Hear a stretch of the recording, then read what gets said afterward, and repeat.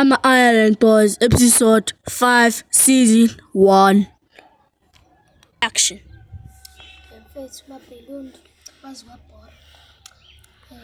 Kwenzakaleni vele izolo kuze kugcwele abantu la. Yaxaxana yakhulunywa omunye abanye bayakhala. Bekwenzakalani? Nami mfethu usicelwa angazi mfethu angazi. Awazi kanjani ngoba phela ngikubonile ukhona la. Wena umuntu engaluchazela mina. Mina ngizwile kodwa impala kancane. Ngabe ngime lapha ekhaya ngasemotweni. Ngiyibuka nje yonke into ekade yenzakala. Ngiyawucacisa mfethu bekwenzakalani ngiyazi ukuthi uyazi ngikubonile nawe. Sengiyakhumbula mfethu.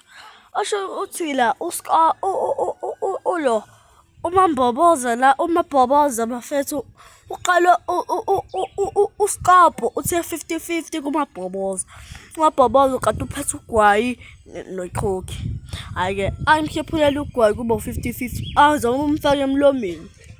uSkabo akhale aqhamuke kuMambhitsho afike abahlukanise bese-ke beyashayana uMabhoboza benoMampintshana.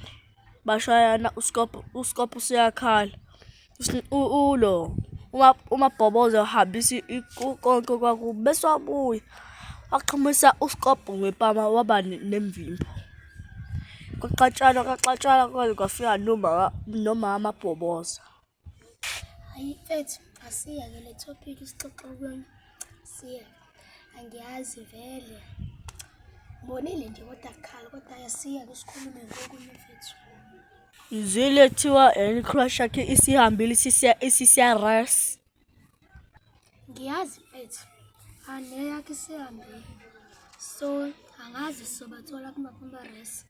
So angithi vele banabo TikTok kumele sibaseshe sibathole. Mase-ke siyabona ukuthi bakuphi res. Khona sosheshe sibathole bese nathi siyabona res leyo.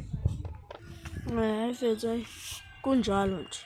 Mfethu hayi azi bato angazi mfethu kwathini. Umjitha mfethu izolo uyaqhamuka umjitha usiyangishaya ngenzeka lutho. Ngisathi ngizomshaya uyaqhamuka phambili aquzwe sihlukanisa. Hayi lo mjitha uyasangana yo.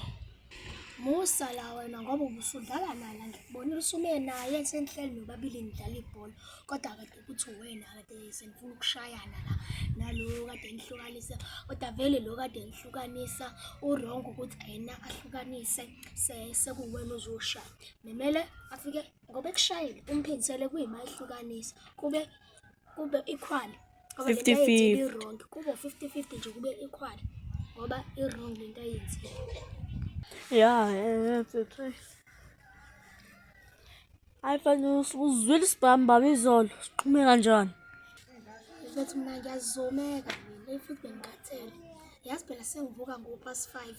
Angisavuki ngo-6 manje esikoleni. Yazi phela hayi phela sophendile umatric. Manje sekumele sivuke 5:30 ngoba njalo sesingena u7. Kunzima. Manje uzoyimisa kanjani le ndaba ngoba phela wena ubusudlala naye la ngibone idlala ibhola ngibuya esitolo senime naye la. Uzoyimisa kanjani? Hayi nina nje anginazi ukuthi ngaqali ngizi ukuthi ngiyisima kanjani. Mfethu ungcono bhuza bami namhlanje buka. Hayi nje ngayizolo. Sicela mfethu awungitshele mfethu. Ikhona Smart TV kini? Yeah, ikhona. Kodwa ayikakafakwa. Uma angazi ukuthi uyethatha nini. Silendeni ukuthi ayithathe. Kuyimasifaka. Athi phela silendele uthathe le encane. Samsung kuyimasifaka. Manje-ke sizozwa ngayo. Futhi sengiyijahile nokuyijaha-ke phela. Ngaphela hayi akafuni ukuyithatha. Kade sesitshela ma uyithathe phela TV yathi hayi awungeke ngizothatha mase kuthanda. Phela mayisifakiwe phela iSmart TV phela usubscribe ulike phela. Vele ngizokwenza-ke lokho nje ngizolike wonke siwaviwe soke ekhaya sa-subscribe. Thatha ifoni, thatha amafoni subscribe nami senginefoni subscribe. Nami khona le Smart TV le ekhaya.